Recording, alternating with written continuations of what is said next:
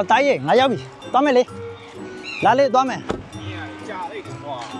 ဘာလို့လဲ နေပါဦးခီးတော့ဒီကားသေးသေးလေးနဲ့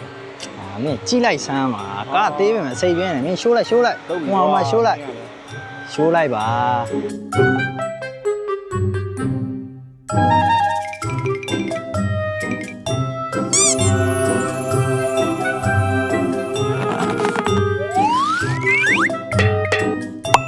တွေ့ရမှာအေးဆေးပဲမှာငါပေါ်လာအောင်ပေါ့ဟိုတယောက်တွေ့တာ